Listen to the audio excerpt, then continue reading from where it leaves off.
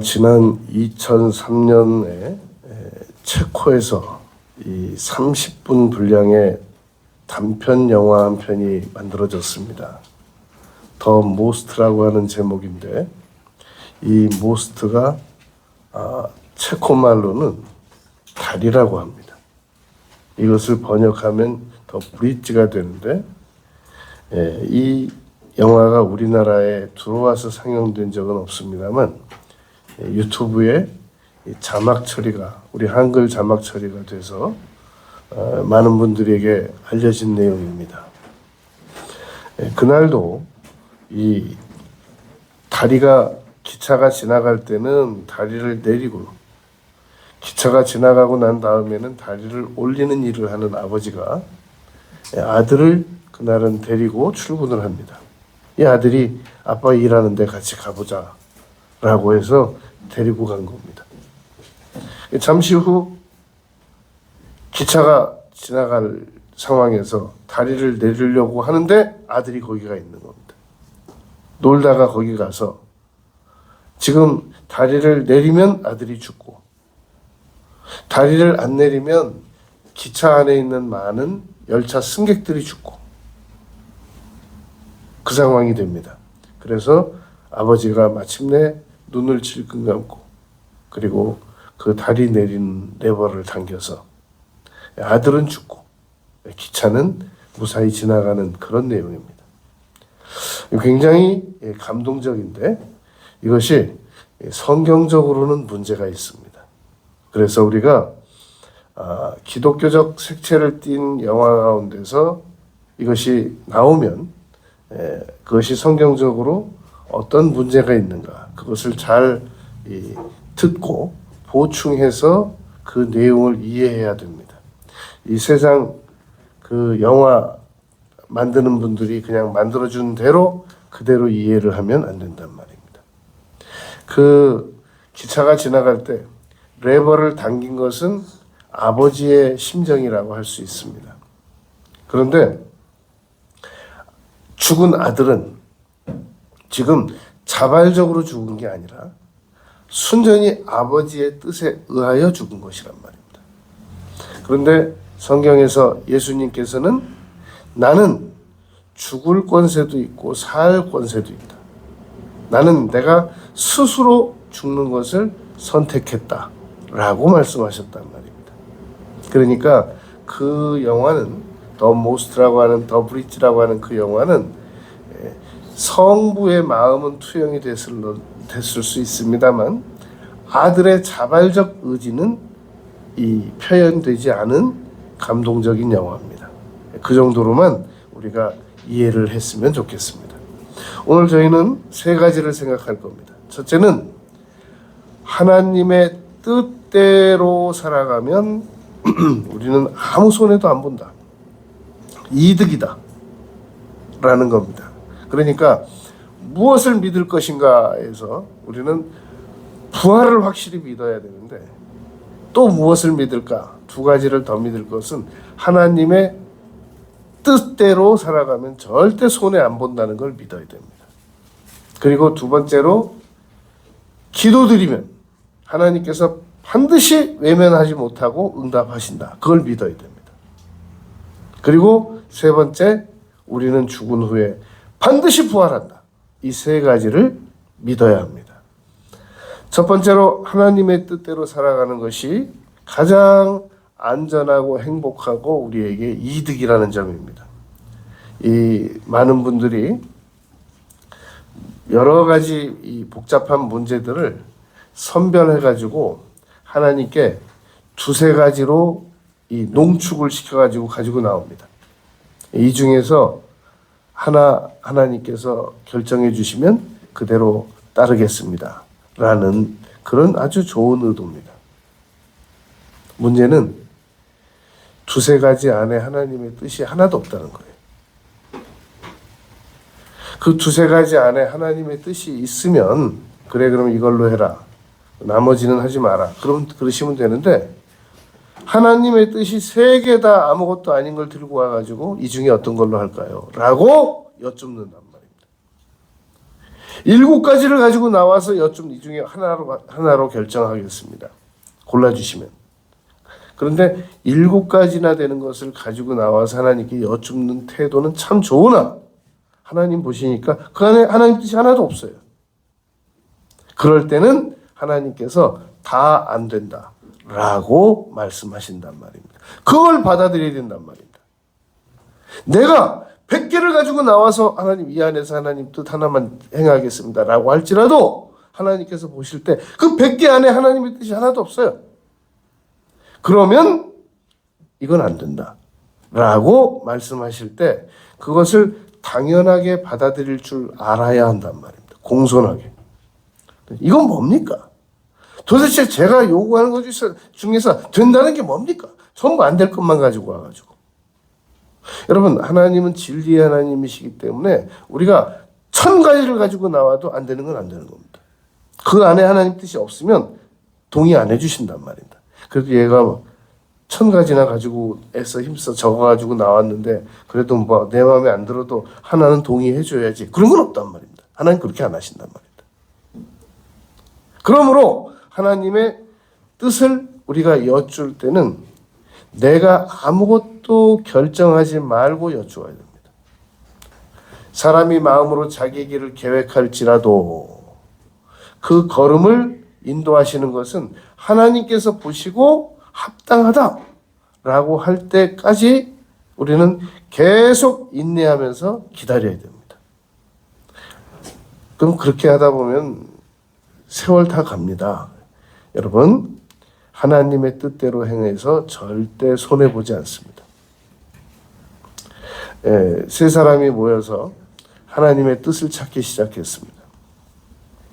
두 사람은 난 이제 더 못 기다린다. 내가 알아서 판단해서 일 처리할 거다. 그리고 나왔습니다.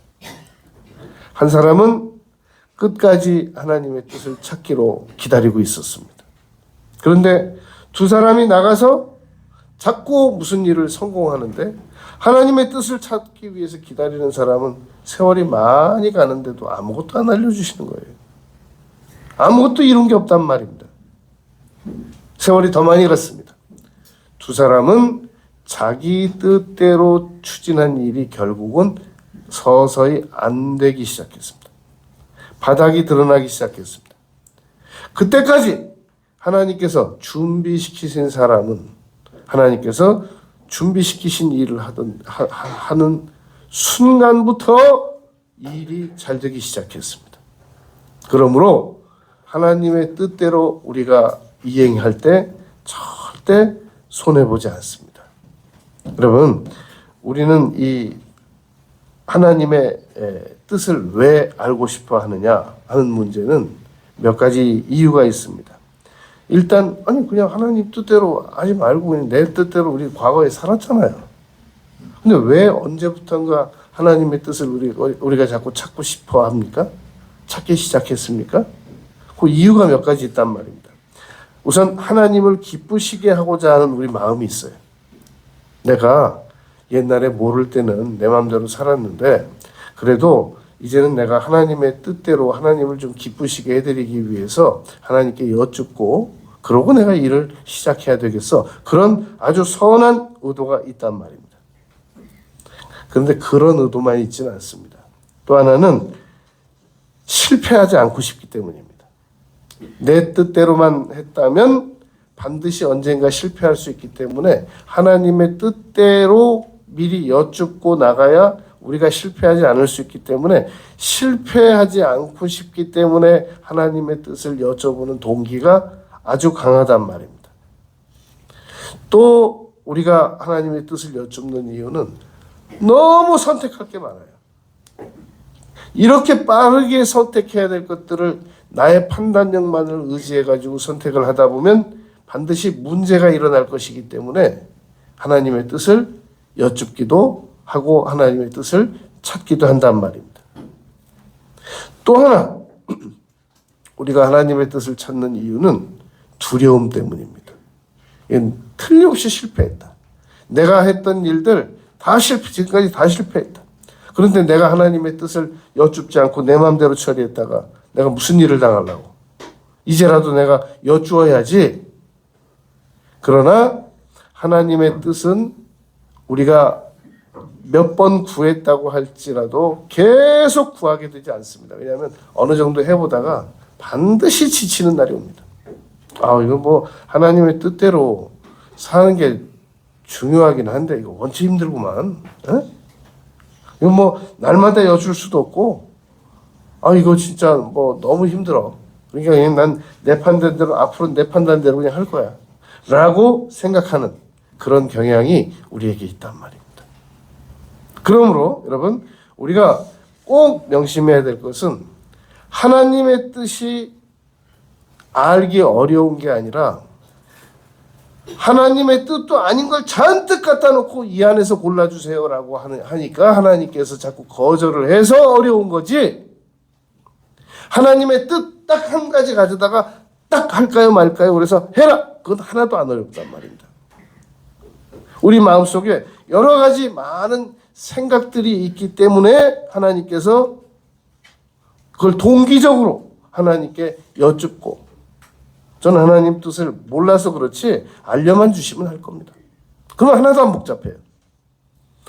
그런 사람이 되기까지가 어렵단 말입니다. 여러분, 지금 이 머리 안 좋고 지혜 없는 사람들은 최소한 남은 생애를 챗 GPT가 가르쳐주는 대로만 하고 살아도 손에 거의 안 보고 실수 덜 합니다. 그런데 우리가 하나님의 뜻대로 살고자 하는 강력한 열망이 있으면 하나님께서 누구를 통해서라도, 어떤 깨달음을 통해서라도 반드시 알려주십니다. 그런데 하나님의 뜻을 여쭙기는 여쭙는데 순전히 자기 그 계산적 동기로 손해보지 않을까, 그리고 어느 정도 이제 손해보지 않는 단계에 들어서서 이제 시작이 되면 그때부터는 이제 하나님 당분간 제가 알아서 하겠습니다, 이런 태도를 가지고 취하는 사람들은, 그런 사람들에게 하나님께서 하나님의 뜻을 안 알려주고 못 알려주신다는 겁니다. 그러니까 꼭 믿잔 말입니다. 하나님의 뜻대로 나아가면 절대로 손해 안 본다, 이득 본다, 행복하다. 하나님께서는 잠언 말씀에 부를 주시되 근심을 겸하여 주지 않으신다고 그랬잖아요. 근데 우리가 뭔가를 만들면 꼭 근심이 따라와요. 아니면 골치가 지끈지끈 아프고 무슨 그렇게 후유증이 많이 나타나는지. 그런데 하나님의 뜻을 더디더라도 하나님의 뜻을 여쭙고 나아가면 절대 손해 안 보고 행복하고 만족하고 감사하고 합력해서 선이 이루어집니다. 두 번째, 우리가 꼭 믿어야 되는 거, 기도를 드려서 기도를 드리게 되면 응답을 받는다, 이거 믿어야 됩니다. 그런데 그건 너무 당연한 얘기 아닌가요? 여러분, 기도 드려도 응답 안 오더라 라고 믿는 분들이 의외로 많습니다. 얼마 전에 제가 어느 한 발표장에 있었는데 거기서 어느 부목사님이 기도해도 응답이 안 오더라고. 근데 가슴이 철렁했어요. 저 얘기를 만약에 성도들한테 가서 하면 거기야 다 목사님들이니까 이해하고 듣지만 만약에 그 얘기를 성도님들한테 전해지면 저 어떡하려고 그러나 아주 걱정이 많이 됐습니다. 그런데 얘기를 쭉 들어보니까 워낙 그 상황이 암담해요. 그 부목사님 어머니가 자궁암에 걸려가지고 지금 너무 고생을 하고 있고 가족들끼리 다 간병하는데도 어렵고 진짜 그런 말이 나올만 하겠더라고요. 절대로 안 돼요. 부정적인 말, 믿음 없는 말. 이 민수기 14장에 보면은 정탐을 갔다 온 정탐꾼들이 막 너무너무 과장되게 말하는 거예요. 우린 메뚜기 같더라. 그들은 막 거인 같더라.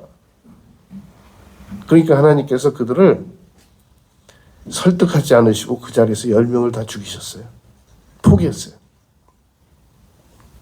여호수아와 갈렙만 철저하게 믿음의 말을 하는, 저들은 우리의 법이다 라고 말하는 그 두 사람만 살려두고 나머지 10명은 포기하셨습니다.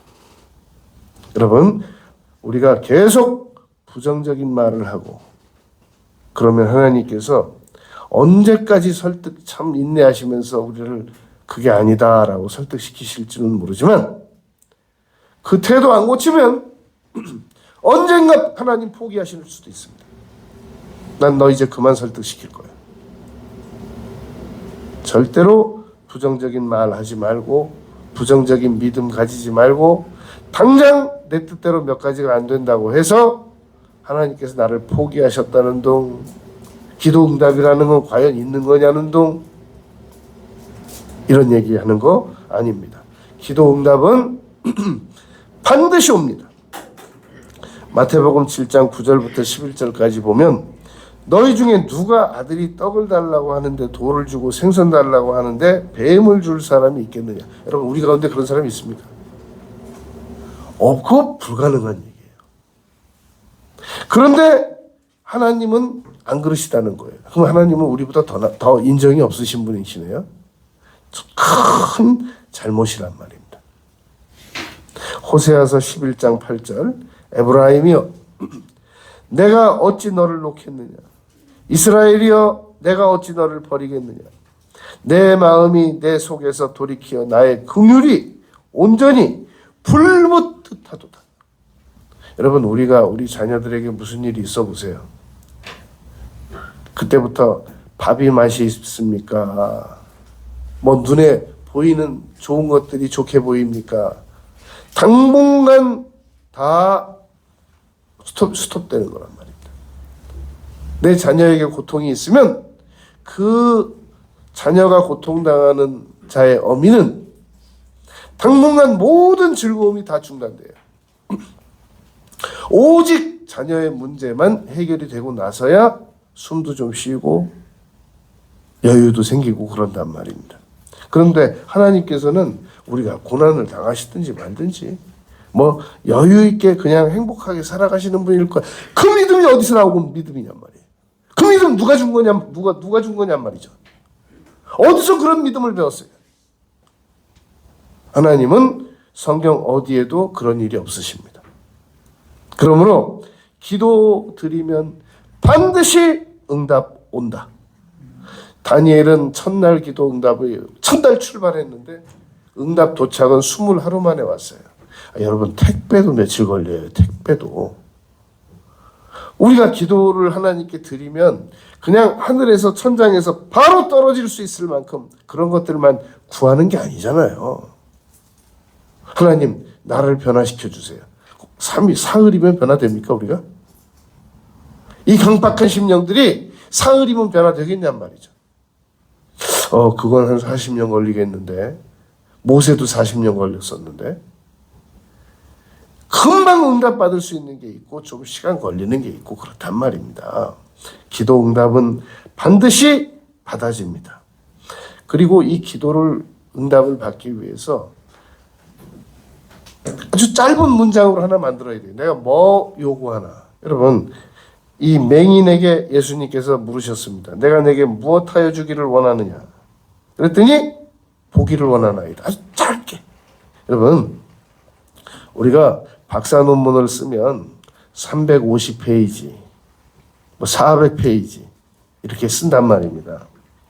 그런데 심사하는 교수님들 중에 가끔 이렇게 묻는 분들이 있습니다. 그 논문을 한 문장으로 요약하면 어떤 말이 됩니까? 350페이지 분량을 여러분 어떻게 한마디로 줄일 수가 있어요? 그런데 자꾸 연구하다 보면 제목은 하나 만들 수 있잖아요. 그러니까 하나님께서 우리에게 응답해 주시기 위해서 내가 내게 무엇하여 주기를 원하느냐라고 말했을 때 딱 하나 말할 수 있는 그 기도 제목을 만들어 가지고 다녀야 됩니다. 그리고 그것도 응답 받으면 또 다른 문장 딱 만들어 가지고 딱 다니고 계속 응답을 받을 수 있도록 그렇게 해버릇해야 된단 말입니다. 그리고 기도는 담대하게 구해야 됩니다. 내가 죄도 많고 지은 죄도 많고 하나님께 내가 뭐 달라고 할 만한 입장이 아닌데 내가 어떻게 기도를 담대하게 구할 수가 있어? 그러니까 죄인 나왔습니다. 지난 주간에 제가 그 어느 기도원 그 기도 구울에 가서 좀 기도를 좀 드리고 나왔어요. 금요일 날. 그런데 바로 옆칸에 어느 남자 아마 목소리가 걸걸한 게 장로님 같으시기도 해요. 근데 기도 내용이 바로 옆에 칸에서 크게 하니까 나한테 막 다 들리는 거예요. 그래서 기도하다 말고 이렇게 자꾸 들어봤어요. 이렇게 뭐라고 그러나. 그때 하나님한테 설교를 하고 있어요. 하나님, 라합이 이랬지 않습니까? 그리고 또 그 설교 내용도 좀 치밀하지도 않아 엉성해요. 보니까. 그리고 또 신문 얘기도 해요. 하나님, 지금 이 나라가 왜 이렇습니까? 지금 국힘당이 어떻고 민주당이 어떻고 제가 하나님께 듣는데 재밌더라고요. 옆에서. 그리고 기도하다 말고 한참 들었어요. 그러다 보니까 또 언제 또 가셨어요. 조용해져가지고. 그런데 그런 것도 기도. 근데 제가 오면서 생각했어요. 그 응답 받으셨을까? 그렇게 막 산만하게 해가지고. 응답은 좀 어려웠을 것 같다. 응답은 여러분 한마디로 줄여야 돼요. 누가복음 18장 내 원수를 갚아주세요. 내 원수를 갚아주세요. 내 원수를 갚아주세요. 내 원수 계속. 저는 지금도 잊지 못하는 게 제가 아마 한 20년 전에 어디서 안양 어디로 집회를 갔어요. 그 교회 이름도 모르겠고 생각이 안 나요. 그런데 그때 갈 때는 교회가 3층이었는데 지하에 개척할 때 지하에서 개척했대요. 근데 이 사모님 말씀하시기를 토요일만 되면 이 예배당 바닥이 물이 찬대요. 내일 예배 드려야 되는데. 그래서 그걸 전부 걸레로 예배당을 다 닦고 다니고 또 짜고 그렇게 해서 주일 나고 또 주중에 또 보면 또 물이 또 차 있고 근데 어느 토요일 날은 너무 힘들더래요. 그래서 아주 그 물 있는 바닥에 그냥 엎드렸대요. 은혜 되더라고요. 엎드렸대요. 그리고 막 계속 하나님께 울면서 기도드렸대요. 그리고 눈을 딱 떠보니까 그 바닥에 뽀송뽀송뽀송하게 말랐더라는 거예요. 나 그때 내가 그때 한 20년도 더 된 어느 교회 사모님한테 지금 그 간증 들은 건데 지금 얘기하고 있는 거 보세요. 안 잊어버리고. 기도 여러분 반드시 응답받습니다. 요한복음 14장 13절부터 16장 26절까지 내 이름으로 5번이나 말씀하셨습니다. 그러므로 우리가 예수님의 이름으로 무엇인가를 구한다는 것은 나를 보지 마시고 나는 볼 것 없고 나는 정말 말도 안 되는 이 진짜 얼굴 두꺼운 이런 양심불량이지만 예수님의 이름을 보시고 내게 응답해 주세요. 그걸 담대하게 구해버릇해야 된단 말입니다. 그러면 하나님께서는 응답하실 수밖에 없습니다. 요한일서 5장 14절 그를 향하여 우리가 가진 바 담대함이 이것이니 그의 뜻대로 무엇을 구하면 들으심이라. 우리가 무엇이든지 구하는 바를 들으시는 줄을 안즉 우리가 그에게 구한 그것을 얻을 줄을 또한 아느니라. 여러분 우리가 하나님의 뜻대로 담대하게 구하면 들으신다는데 이거 하나님의 뜻이 너무 복잡하지 않느냐? 그래서 우리가 오늘 첫 번째 페이지로 하나님의 뜻을 생각했던 겁니다. 하나님의 뜻은 내가 막 수십 가지를 복잡하게 갖다 놓고 이거 해주세요. 그러면 하나님께서 못 해주시지만 하나님 제가 지금 하나님의 뜻대로 나아가려면 어떻게 해야 됩니까? 라고 조심스럽게 여쭈면서 오케이 그게 하나님 내 뜻이야. 그러면 담대하게 그때는 구하라는 겁니다. 그래서 여러분 우리가 무슨 상거래가 있으면 계약 내용을 잘 준수하면서 계약 내용을 살펴보면서 이런 법칙에 대하여 우리가 논하지, 그냥 무턱대고 나의 주장만 하면 그 계약서에 내용이 없으면 안 되잖아요. 그래서 우리가 하나님께 이거 응답해 주세요 라고 말할 때 성경적인 근거를 딱 제시하면, 그래가지고 요구와 성경 근거를 딱 묶어서 제시하면 하나님께서 어쩔 수 없이 응답하십니다. 그래서 예수님께서 금식하실 때 마귀가 찾아오니까 무엄하도다 그러지 않으시고 기록되었으되 그러셨잖아요. 3번이나 다. 그러니까 우리가 구할 때, 기도를 드릴 때, 이건 뭐 응답은 반드시 오는데 형식이 조금 부족해서 또 보충하고. 여러분 우리가 학생이 교수님한테 과제 제출할 때 부족하면 또 보충해서 내면 되잖아요. 그러니까 하나님께 우리가 한 번에 응답 못 받아도 이거 하나님 뜻이 안 맞나 봐, 동기가 의심스러우신가 봐, 자꾸 고쳐서 이렇게 고치고. 여러분 논문도 학생이 혼자 다 쓰는 거 아니잖아요. 교수님 보시고 이건 좀 빼자, 이거 그거 어제 밤새 쓴 건데 그래도 이게 내용이 안 맞는단 말이야. 아깝지만 빼고 다시 보충해요. 그러다 보면 나중에 논문 심사 교수님들이 전원일치 통과시켜 준단 말입니다. 처음에는 캄캄해서 내가 언제 논문 쓰겠냐, 난 논문 못 쓸 것 같다라는 생각이 들더라도 나가면, 계속 인내를 가지고 나가면 언젠가 반드시 통과된단 말입니다. 난 이거 하나님 뜻대로 응답 못 받을 것 같아. 내가 요구하는 거 그냥 하나님이 주시면 모를까? 이거 하나님의 뜻대로 이상이 없는 거, 이거 나 언제 내가 이거 응답 받을 수 있어? 난 이거 평생 응답 못 받을 것 같아. 그 말은 평생 나는 하나님의 뜻과는 상관없는 걸 구할 사람이다 라는 자기 평가하는 거예요. 하다못해 여러분 사울도, 평생을 하나님의 뜻대로 못 살았던 사울도 처음에 사무엘에게 나가서 응답받았어요. 잃어버린 낙이 찾았느니라. 우리가 여러분 하나님의 뜻대로 자꾸 여쭈어가지고, 맞아, 이건 하나님의 뜻대로, 우리가 여러분 무엇인가를 사회적으로 계약을 할 때는 변호사님들한테 잘 물어봐야 돼요. 이거 내가 괜찮겠냐, 이대로 계약해도 괜찮겠냐, 이대로 계약해도 내가 손해 안 보겠냐. 그래서 법리 검토가 다 끝나면 좋다. 요즘에 보이스피싱이 많아가지고 이거 계약했다가 또 잘못하면 안 되는 거 아니에요. 요즘에 또 전세 사기도 많아가지고 함부로 계약하기가 무섭단 말입니다.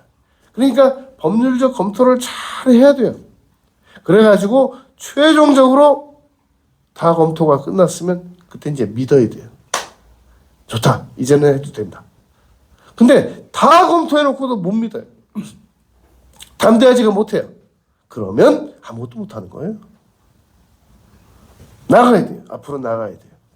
그래서 요단강도 마침내 발을 물에 들여놓으니까 물이 끊어지기 시작했고, 홍해바다도 그 80노인 그 모세가 손을 드니까 갈라지기 시작했단 말입니다. 하나님의 뜻은 반드시 알 수 있습니다. 기도의 응답 반드시 받을 수 있습니다. 그런데 이제 3번째로 우리는 여러분, 하나님의 뜻을 내가 구하면 알 수 있다 믿고, 기도 응답 받을 수 있다 믿고, 이제 3번째, 내가 죽었다가 나는 부활할 수 있다, 이걸 믿어야 되거든요. 그런데 부활을 믿는 사람들도 있고 못 믿는 사람들도 있습니다. 부활을 완전히 잘 믿는 사람들도 있고 아직도 부활을 뭔가 의심하는 사람들이 있단 말입니다. 그럼 왜 아직도 부활을 뭔가 미심쩍게 의심하는 사람들은 왜 그런가? 몇 가지 이유가 있는데, 그 사고가 과학적 사고입니다. 아직까지 과학은 사람이 죽었다가 다시 살아난다는 법칙이 없단 말입니다. 살아난 예도 없고. 그러나 성경은 과학으로 이해할 수 없는 내용들이 너무 많습니다. 여러분, 예수님께서 부활하시는 장면을 아무도 못 봤어요. 마태, 마가, 누가, 요한복음에 예수님께서 부활하신 이후의 장면이 기록되어 있습니다. 그 4번, 부활하시는 4번 안에 마리아가 다 있었습니다. 그리고 다른 여인들이 거기 이제 마태복음, 마가복음, 누가복음에 이렇게 달라지는데, 그런데 분명히 예수님께서 무덤에서 처음에 이 성경에 이렇게 기록이 되어 있다고 가정하는 거예요. 처음에 예수님께서 누워 있다가 일어나시더니 압박 붕대가 마리마대 요셉 무덤에서 풀리기 시작하시고, 그리고 그것을 개에서 두시고 머리맡에 천사들 있고, 그리고 천사가 돌 굴려주고, 그리고 예수님 나오시더라. 이렇게 한 절 정도 기록되어 있으면 상당히 믿기가 좋을 거예요. 그런데 그런 내용이 없습니다. 이 나사로 걸어 나올 때도 문 열고 나사로야 나오너라 그러니까 나왔다는 말만 있지 그런 세부적인 내용이 없거든요. 그런데 만약에 그런 장면이 있다고 할지라도 이건 누가 믿냐는 거예요. 거기서 현장에서 본 사람이 있다고 치면 현장에서 죽었어요. 이제 그럼 어차피 현장에서 죽은 사람도 누군가에게 얘기하고 죽고, 들은 사람도 누구에게 얘기하고 죽고, 계속 그렇게 연쇄적으로는 마지막은 믿음 아니면 못 듣는 것이란 말입니다. 그러니까 부활의 장면은 믿음으로밖에 믿을 수가 없는 거라는 겁니다. 태초에 하나님이 천지를 창조하셨습니다. 그거 누가 봤어요? 창세기 1장 1절에서 태초에 하나님이 천지를 어떻게 창조하셨느냐 말이죠. 하나도 설명하고 있지 않습니다. 그냥 선언하는 겁니다. 예수님이 부활하셨다. 과정을 설명하지 않습니다. 선언하는 겁니다. 그러므로 믿음은 눈에 보이지 않는 것을 우리가 믿고 받아들이는 것을 믿음이라고 합니다. 그런데 과학적인 사고를 가진 사람들은 이거 못 믿어요. 헬라 사람들, 유대 사람들, 우리는 십자가에 못 박힌 그리스도를 전하니 라는 말 안에 우리는 십자가에 못 박혀서 죽으셨다가 사흘 만에 부활하신 그리스도를 전하니 라는 말입니다. 우리는 과학을 넘어섭니다. 우리는 물이 변하여 포도주가 된 거, 그리고 72km 떨어진 곳에 그 왕의 신하 아들 치료받을 거, 그리고 38해 동안 누워있다가 일어나서 자리 들고 걸어간 거, 바다 위를 걸었던 거, 오병이의 이적, 맹인 눈 뜬 거, 나사로 살아난 거, 우리는 다 믿습니다.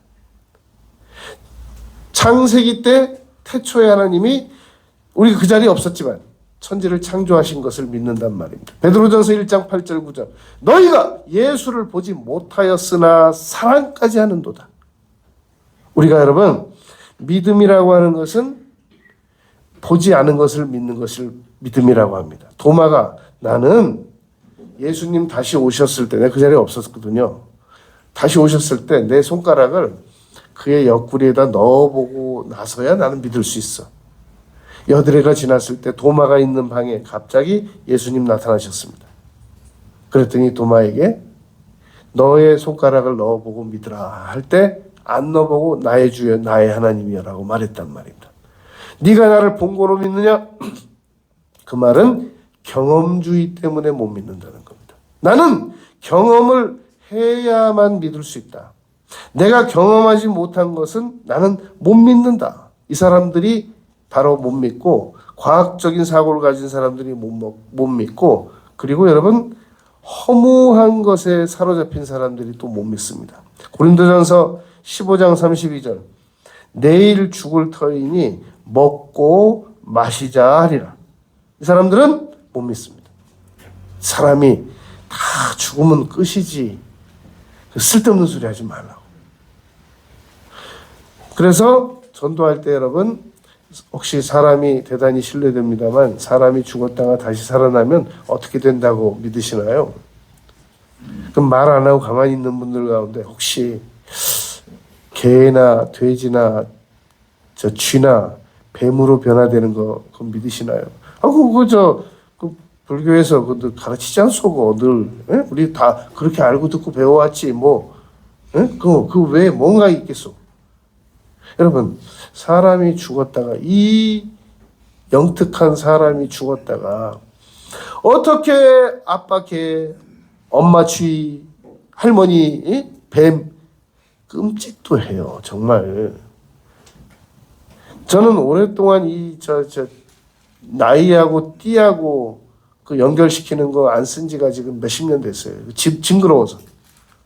세상에 무슨 뱀띠가 뭐예요, 뱀띠가. 아우, 정말 소름 끼치려고 그래요. 그럼 쥐띠는 어떻게 되는 거예요? 뱀한테 잡혀 먹으려고. 아우, 아예 띠는 아예 의도적으로 제가 얘기 안 하고 산 지가 몇십 년 됐어요. 그 좀 없어졌으면 좋겠어요. 그러니까 과학적 사고 가진 사람, 경험주의적 사고 가진 사람, 아유, 죽으면 다 끝이에요. 허무주의적인 또 하나 두려운 사람이 여러분 안 믿습니다. 부활을. 왜냐하면 죽은 후에 심판을 받아야 되거든요. 그래서 아주 한 원시 부족의 이 추장이 선교사님이 가서 전도를 하니까 그러더래요. 근데 전사님, 저는 이거 못 믿겠습니다. 제가 만약에 부활했다면 저가 억울하게 죽인 사람들 다 살아날 텐데 저는 그거 무섭습니다. 이거 못 믿겠습니다. 다행히 이사야서에 우리가 천국에서 만난 사람들에 대하여는 아무 과거도 생각이 안 난단 말입니다. 천국에 우리 올라가서 사랑의 관계성자들을 만났는데 그냥 한눈에 세상에서 지은 죄가 다 보여요. 그거 어떻게 살겠어요? 그게 어떻게 천국이에요? 당신 이 사람 봐. 어떻게 살아요? 천국 가면 아무것도 생각이 안 난단 말입니다. 그게 이사야서 65장에 있단 말이죠. 그러니까 두려움. 이 로마서 1장 18절에 하나님의 진노가 불의로 진리를 막는 사람들을 이렇게 심판하는데 천국 가면 이거 다 우리가 용서받고 다른 사람 나의 모든 죄도 다 용서받고 나의 모든 죄도 기억이 안 나고 다른 사람이 지은 모든 죄도 기억이 안 나고 고재봉 같은 연쇄살인범도 기억이 안 나고 아주 연쇄살인범들 감옥 지하에다가 인육 태운 사람들도 천국만 가면 아무것도 기억이 안 날 수 있습니다. 오직 예수님과 우리만 보고. 그래서 여러분, 어느 신학자는 그렇게 말한 적이 있습니다. 우리가 천국에 가거든 제일 먼저 해야 될 일이 뭐냐? 예수님을 찾아야 된다는 거예요. 예수님 어디 계신가? 왜냐하면 예수님이 지금 몸으로 가 계시고 계시거든요. 예수님은 여러분, 우리의 부활과 예수님의 부활은 다릅니다. 우리는 지금 우리보다 먼저 세상을 떠나서 천국 가 있는 분들, 이걸 신학적으로 제가 자세히 알려드릴게요. 지금 우리보다 먼저 죽어서 지금 무덤에 갔는데 무덤에 가보니까 전부 뼈만 있어요. 근데 천국에서는 영혼과 몸이 같이 돌아다니고 있다. 아직 아니란 말이에요. 그건 예수님 재림하실 때 그렇게 되는 거예요. 예수님 재림하실 때 요한일서 3장 2절 다 우리가 그와 같을 것이라. 예수님께서는 죽으셨다가 부활하시고 음식까지 잡수시고 그 몸으로 그대로 올라가셨단 말입니다. 그러므로 천국 가보면 예수님은 몸을 가지고 그대로 계신 거예요. 근데 우리는 아직 아니라고요. 그래서 두 가지 학설을 얘기하는데 하나는 잠잔다. 하나는 살아있다. 그런데 우리는 잠자는 거 수면설 안 믿습니다. 우리는 천국 가는 건 가는데 전부 영혼으로만 다녀요. 영혼으로만. 그래서 변화산에서 나타났던 모세와 엘리야가 몸으로 온 게 아니고 그 몸으로 온 게 아니라 그 영혼의 우리가 실체를 봤단 말입니다. 그래서 우리는 천국 가면 예수님 재림하시고 나서 우리가 천국 가면 그때 주 안에서 죽은 자들이 다 살아나요. 주 안에서 죽은 자들이 다 살아난다는 얘기는 주 안에서 죽은 자들이 다 잠자고 있다는 말이 아니라 영혼으로만 활동하고 있단 말입니다. 그래도 자기들끼리는 다 알아보죠. 그러니까 여러분 부활은 그러면 이제 이런 질문이 남아요. 부활은 그러면 내가 죽어 있을 때 내가 스스로 살아나는 거냐 아니면 하나님이 우리를 살려내시는 거냐. 질문할게요. 우리가 여러분 병원 가면 의사 선생님이 수술할 때 그거 알아서 마취시키시고 잠드세요. 그럼 수술할게요. 그럽니까? 간호사님들하고 의사 선생님이 우리를 링거에다가 수면 마취를 시키려고 딱 주사를 놓으면 우리가 몇 번 셀 수 없을 때, 몇 번 셌을 때 딱 정신을 잃는단 말입니다. 그러면 환자분 좀 일어나시기 바랍니다. 이걸 이을까요? 자를까요? 누가 그걸 물어봐요. 자기가 다 알아서 하고 난 다음에 다 꿰맨 다음에 딱 깨운단 말입니다. 부활도 여러분 우리가 죽은 몸에서 우리가 스스로 살아나는 게 아니고 하나님이 깨우신다. 그게 히브리서 13장 20절입니다. 히브리서 5장 7절에 보면 예수님께서는 육체에 계실 때 자기를 죽음에서 능히 구원하실 이에게 심한 통곡과 눈물로 라고 말씀하셨단 말입니다. 그러니까 우리는 마음 놓고 죽으면 돼요. 그러면 하나님께서 우리를 육체 밖에서 불러내신단 말입니다. 욥도 그렇게 말했습니다. 그러므로 여러분 우리가 부활한다는 것은 우리보다 먼저 가신 분들은 지금 영혼으로만 있고 그리고 나중에 재림 때 몸이 만들어질 것이고 그리고 우리가 죽은 후에 우리가 부활하는 것은 바로 하나님께서 우리를 부활시켜 주시는 겁니다. 그리고 예수님께서 우리가 정말 중요한 거예요. 그리고 우리가 부활하는 것은 무엇 때문에 부활하냔 말이에요. 무슨 근거로? 우리가 무슨 부활 당할 만한 무슨 행위가 있습니까? 오직 우리가 부활할 수 있는 근거는 예수님께서 흘리신 피 때문에 구원받는 겁니다. 부활하는 겁니다. 그게 히브리서 13장 20절 21절입니다. 양들의 큰 목자이신 우리 주 예수를 영원한 언약의 피로 죽은 자 가운데서 이끌어내신 평강의 하나님이 그러므로 여러분 보혈의 효력 때문에 우리가 죽어 있지만 하나님께서 보혈 이 영혼은 예수님을 믿고 죽은 보혈이 발라진 영혼이다. 건져내신단 말이에요. 살려내신단 말이에요.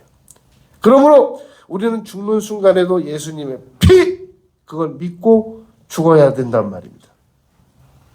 여러분 예수님께서는 그러면 왜 이런 방법밖에 없었어요? 예수님은 십자가에 로마 사람들에게 사형을 당했는데 왜 예수님은 그렇게 잔인한 그런 고통을 당하셔 십자가에서 죽으셨어야만 하겠습니까?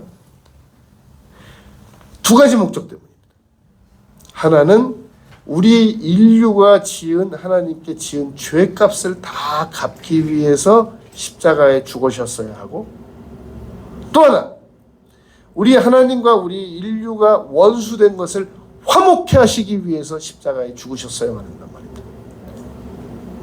왜 예수님은 그냥 죽으실 수도 있으셨을 텐데 왜 굳이 꼭 그렇게 십자가에서 잔혹하게 죽으셨어야만 했을까요? 하나는 하나님과 우리와의 화목, 하나는 우리와 하나님의 죄의 대가 치름 때문에 예수님께서 그렇게 죽으셨단 말입니다.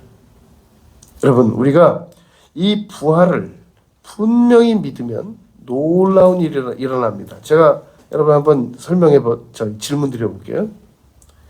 너무나도 많은 사람들이 쾌락에다 많은 비용을 사용합니다. 이건 우리 한국뿐 아니라 아시아뿐 아니라 일본뿐 아니라 저 미국뿐 아니라 놀라운 경비로 쾌락을 위해서 사용합니다. 그럼 제가 질문할게요. 그러면 자살하는 사람들도 자살하지 말고 쾌락이 그렇게 좋은 거니까 계속 쾌락을 하면 되지. 왜 이 좋은 쾌락을 남겨두고 자살을 합니까? 그 말은 쾌락을 이길 수 있는 힘이 세상에 없어서, 죽음 외에는 이 세상에 쾌락을 이길 수 있는 힘이 없어서 죽는 것뿐이지, 쾌락은 행복하지는 못하게 만든단 말입니다. 만약에 쾌락이 기쁘기도 하고 행복하기도 한 거라면 절대로 세상을 먼저 떠나는 사람들이 자살하지 않고 쾌락을 붙들 겁니다. 왜냐하면 행복하고 기쁘니까. 그런데 그 막대한 비용을 들여서 행하는 그 쾌락을 두고도, 뻔히 눈앞에 두고도, 자기는 만약에 죽기 전에 남긴 재산만 가지고도 충분히 평생 그 쾌락을 이행할 수 있음에도 불구하고 쾌락을 아무 미련 안 가지고 단념해요. 그게 쾌락이 강력하게 사람을 끌어가는 것 같아도 쾌락이 별로 힘이 없습니다. 또 한 가지는 에베레스트 산을 올라가는 사람들은 거기 입산 비용만 옛날에 5천만 원이었어요. 요즘에 올랐을 거예요. 5천만 원씩 내고 거기서 다시 살아 돌아온다는 보장도 없습니다. 동상이 걸려서 다리가 절단될지 얼굴 코가 절단될지 손이 절단될지 모르는데 그렇게 많은 비용을 내고 거기를 가요. 내가 질문해 볼게요. 왜 거기 가서 그런 일을 해요? 그 돈 가지고 쾌락을 즐기지. 왜 안 하느냐? 쾌락이 인생에게 의미도 못 주고 행복도 못하게 하고 그렇기 때문에 안 가는 거예요. 그런데도 너무나 많은 사람들이 쾌락 비용에, 한 나라의 쾌락 비용이 조 단위가 넘습니다. 그리고 그 쾌락을 자기의 힘으로 도저히 못 끊기 때문에 마지막 선택하는 게 죽음이에요.